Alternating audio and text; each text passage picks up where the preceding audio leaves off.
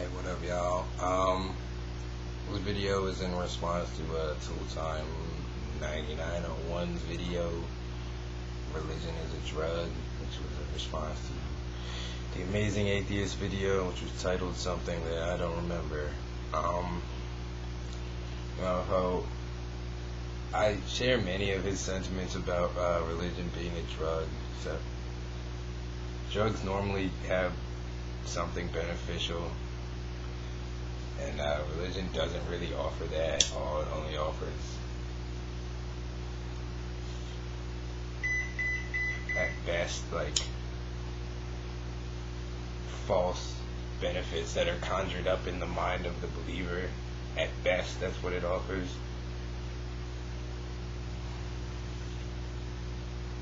Where's the real drug?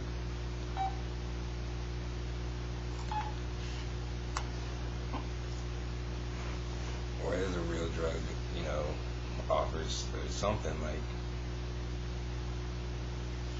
pleasure, pain relief, something of this sort. Religion offers none of that. It is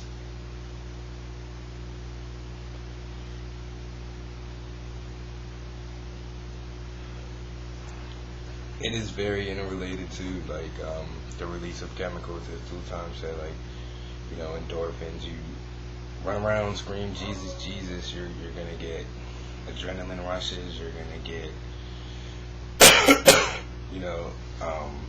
you're gonna become fatigued, you're gonna feel all these physical sensations, and you are going to link it to whatever crock of shit you have going on in your head. But the thing that I wanted to address is that not only does religion have zero tangible benefit in and of itself, of course you can meet somebody at church and you can claim that that's a benefit of religion, but obviously it's not. And the same thing applies to religion, making people feel better, helping people cope with things. If you need false beliefs to help you deal with reality, then you most certainly have some sort of problem.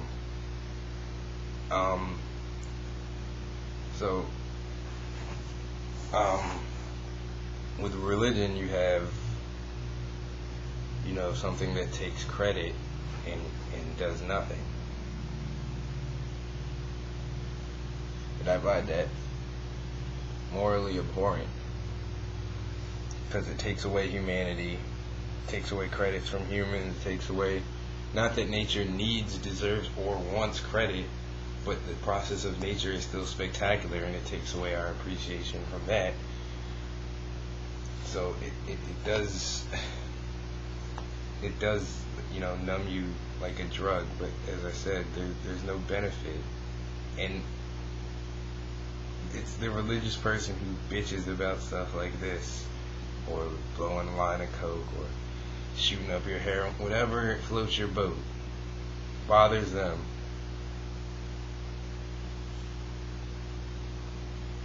Makes them think that you are worthy of damnation, basically. Possessed by some sort of evil spirit, or giving into some sort of evil divine temptation, and slighting their God to incur his wrath. It's all a crock of shit, and yet they think that something like me sitting here in the basement smoking this is evil and is harmful.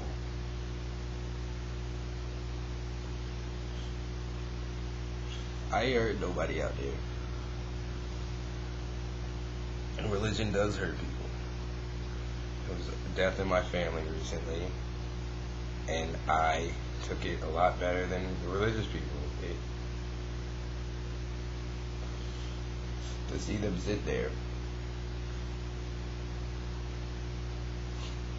it really is like they're drugged out zombies, because they can't grasp the situation. When someone dies, it's best not to pretend that they're still alive, which is basically what religion does.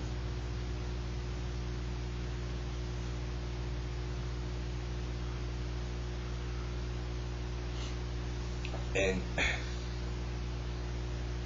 most religious people believe in life after death. Now, I've been high as shit in my life, but I've never been so high that I've seen zombies, believed in zombies, talked to zombies.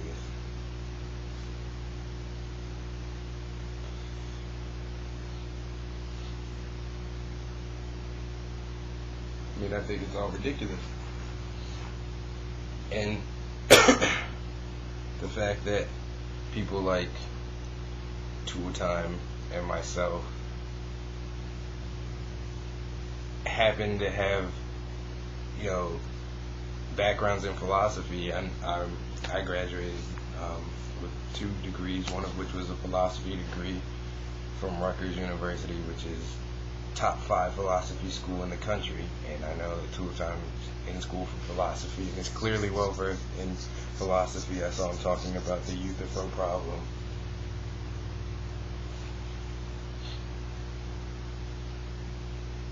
People like us who understand things like the harm principle and apply things like that when it comes to ethics.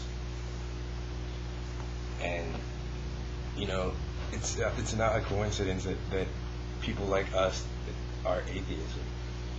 If you have an understanding of the world, I do not understand how you can be religious.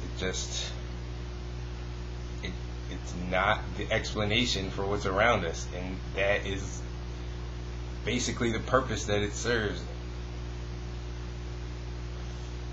Should serve. It has no explanatory value and no evidence. It should be a non-issue. And also, I would like to address the Euthyphro problem. Also, Tool Time had broached that in another one of his videos.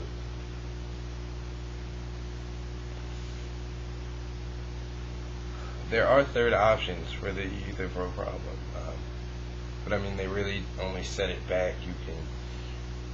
Polytheists have different options for the Euthyphro problem. It doesn't help them ultimately justify why things are good, but it doesn't have to be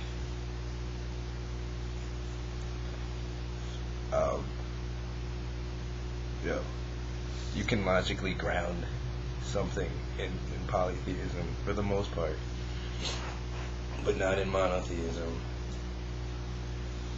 But I don't know how many people are actually interested in philosophy like Hume and Leibniz and Descartes and the ancient Greeks, Plato and Aristotle.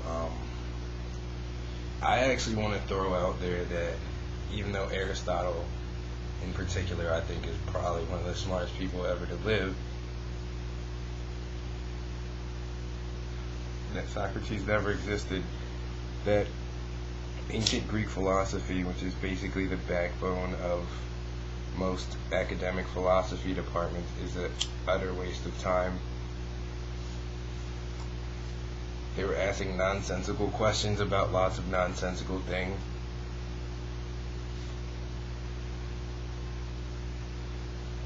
They had a great insight into things like Suke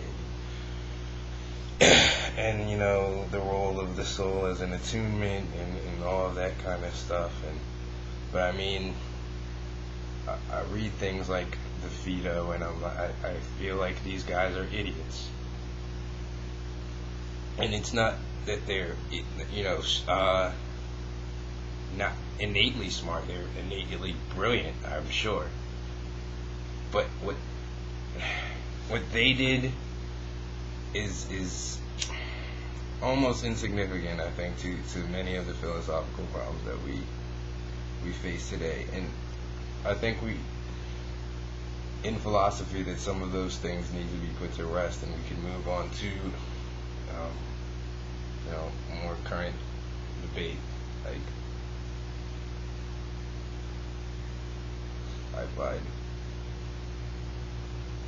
counterfactual history and philosophy of science, philosophy of economics, especially game theory, that kind of stuff, to be very interesting and much more valuable than speculation on Greek philosophers who seem to dominate, and even ancient Eastern philosophers, you rarely come across them. And so I just wanted to put that out there. I guess I have to check and make sure this video makes sense before I post it. I'm smoking. Peace, y'all.